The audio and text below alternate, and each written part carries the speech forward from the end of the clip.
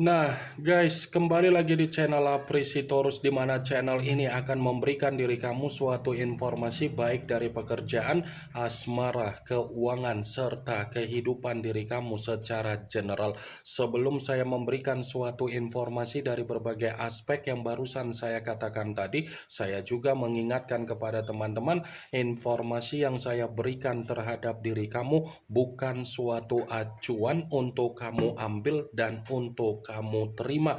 Saya hanya bisa memberikan diri kamu suatu informasi berdasarkan kartu yang saya pegang ini. Diri kamu hanya bisa berencana terhadap kehidupan kamu, akan tetapi di balik dari informasi dan perencanaan tersebut, lagi-lagi yang menentukan adalah Sang Pencipta. Sebelum saya mengambil satu persatu kartu yang saya pegang ini secara acak, saya juga mengingatkan kepada teman-teman apabila ketemu dengan channel saya agar menekan tombol subscribe-nya dan menyalakan loncengnya supaya next video saya lebih semangat untuk memberikan suatu informasi baik terhadap kondisi energi kamu, manusia yang selama ini kamu prioritaskan, serta pihak ketiga dia.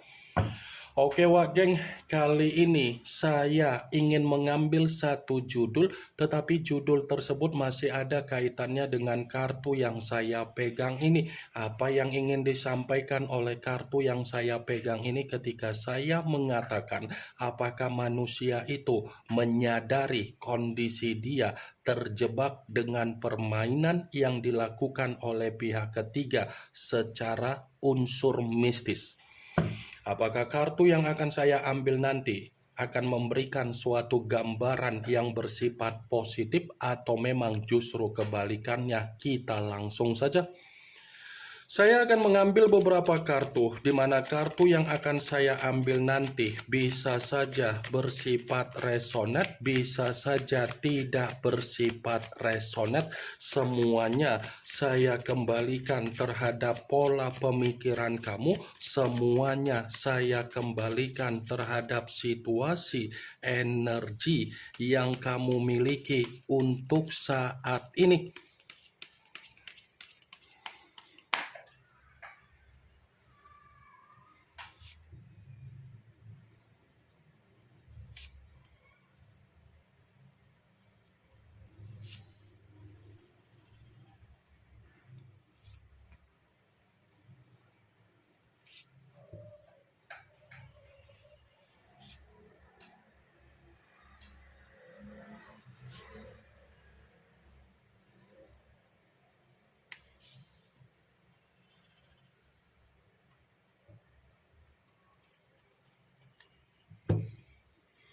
Nah guys, di depan saya ini sudah ada beberapa kartu yang sudah saya ambil secara acak satu persatu dari tumpukan kartu yang saya pegang tadi.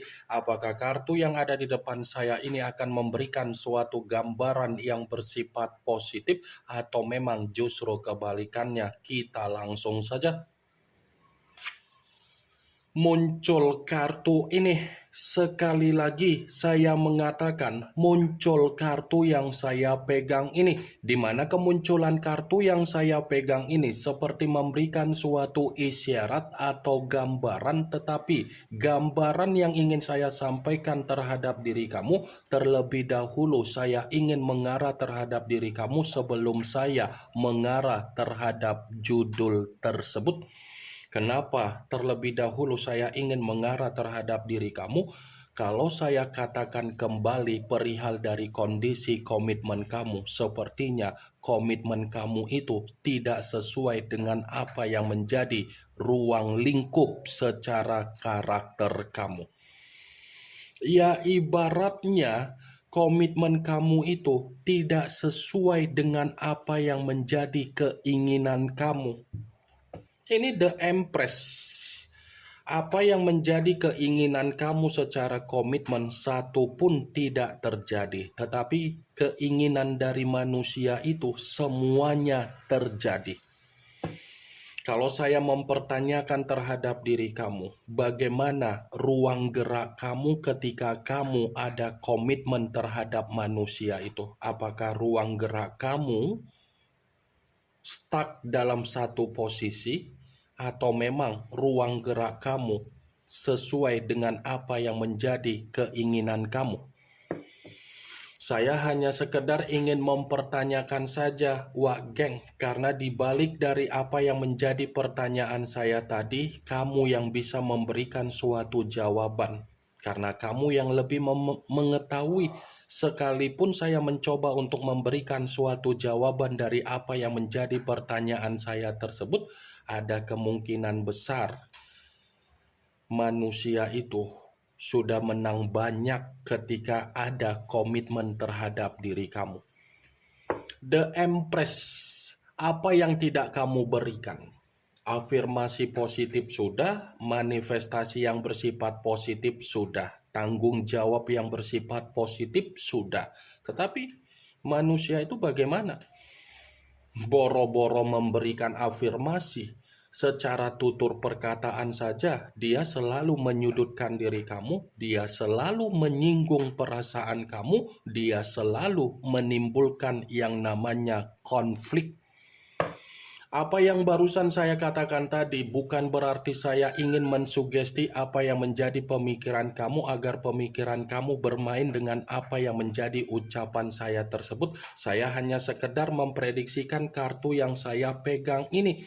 Sekalipun saya mencoba untuk mengkaitkan kartu yang saya pegang ini terhadap judul tersebut, saya akan membenarkan, tetapi dalam arti apa? Ini bukan hanya berbicara di mana manusia itu sadar terjebak dengan apa yang menjadi permainan mistis yang dilakukan oleh pihak ketiga, tetapi di sisi lain manusia itu pun sulit untuk melepaskan kondisi komitmen itu.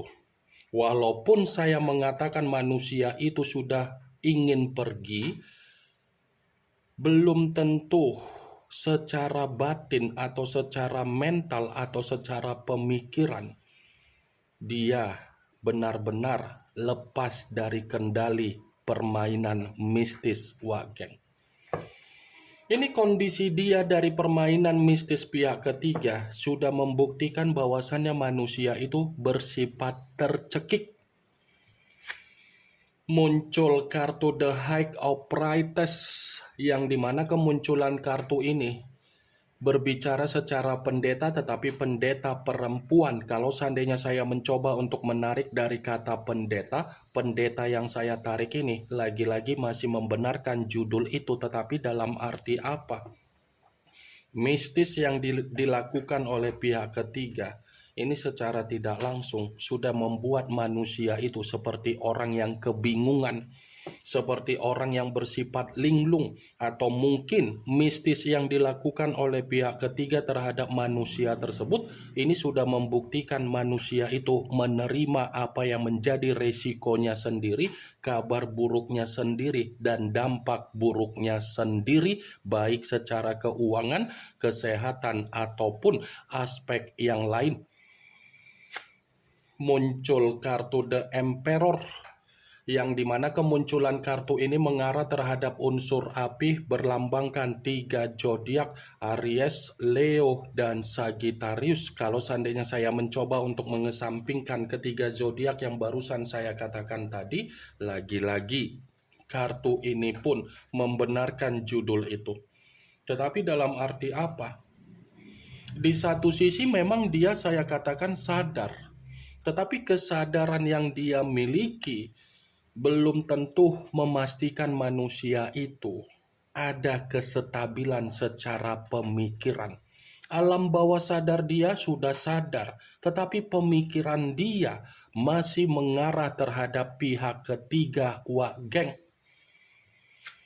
Muncul kartu The Moon, yang dimana kemunculan kartu ini mengarah terhadap unsur air, berlambangkan 3 zodiak, Pisces, Cancer, dan Scorpio. Kalau seandainya saya mencoba untuk mengesampingkan ketiga zodiak tersebut, lagi-lagi kartu ini pun membenarkan judul itu. Tetapi dalam arti apa?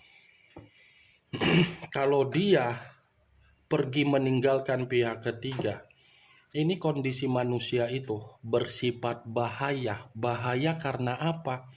Pihak ketiga sudah mengendalikan manusia itu secara spiritual. Itu resiko yang harus dia dapatkan. Itu adalah kabar buruk yang harus dia dapatkan, wak geng. Sudah mendapatkan diri kamu secara ketulusan, tetapi meninggalkan diri kamu hanya untuk pihak ketiga. Itu resiko. Dia bukan tidak sadar dia dipermainkan secara mistis, tetapi sulit bagi dia untuk meninggalkan pihak ketiga karena dia tahu dampak seperti apa yang akan dia alami di dalam diri dia secara kehidupan. Muncul kartu The Tower, yang dimana kemunculan kartu ini kemungkinan besar kamu sudah mengerti arti dari kartu tersebut, karena memang kartu ini selalu keluar, kartu ini selalu muncul. Kalaupun kartu ini saya katakan atau saya kaitkan dengan judul tersebut, ya saya akan membenarkan. Risiko kalau manusia itu pergi melepaskan pihak ketiga, di mana pihak ketiga sudah mempermainkan secara mistis, manusia itu siap-siap menerima apa yang menjadi kemalapetakaan dia, penyakit dia, keterpurukan dia, kehancuran dia, dan bencana di dalam kehidupan dia. Muncul kartu Ten of Wands, yang dimana kemunculan kartu ini berbicara secara tongkat, tetapi tongkat tersebut terdiri dari 10 tongkat. Kalau seandainya saya mencoba untuk menarik satu tongkat dari ke-10 tongkat tersebut, ya lagi-lagi kartu ini pun mendukung keluarnya kartu The Tower dengan kartu The Moon. Kalau manusia itu pergi meninggalkan pihak ketiganya, di mana pihak ketiga sudah mempermainkan secara mistis, ya manusia itu harus siap-siap menerima apa yang menjadi ketidaktenangan, keruntuhan, situasi yang beban, dan situasi yang penuh dengan kondisi tercekik. Ini dia, memaksakan diri untuk meninggalkan diri kamu hanya untuk situasi aib, yang dimana aib itu sudah memanfaatkan diri dia. Ujung-ujungnya dia sendiri yang akan merasakan apa yang menjadi penyesalan dia dan kerugian dia. Muncul kartu Eight of Swords, yang dimana kemunculan kartu ini masih berbicara secara pedang, tetapi pedang tersebut terdiri dari 8 pedang. Kalau seandainya saya mencoba untuk menarik satu pedang dari ke-8 pedang tersebut, pedang yang saya tarik ini pun masih membenarkan judul tersebut, tetapi seperti mengartikan manusia itu, kalau dia pergi meninggalkan pihak ketiga, mau tidak mau kondisi dia benar-benar bersifat intimidasi. Wajarlah kalau manusia itu menerima kondisi yang bersifat intimidasi, karena memang dari awal pihak ketiga mencari keuntungan. Segala cara dilakukan oleh pihak ketiga hanya untuk mendapatkan keuntungan, tetapi di sisi lain manusia itu yang terlalu bodoh untuk memprioritaskan pihak ketiga dia.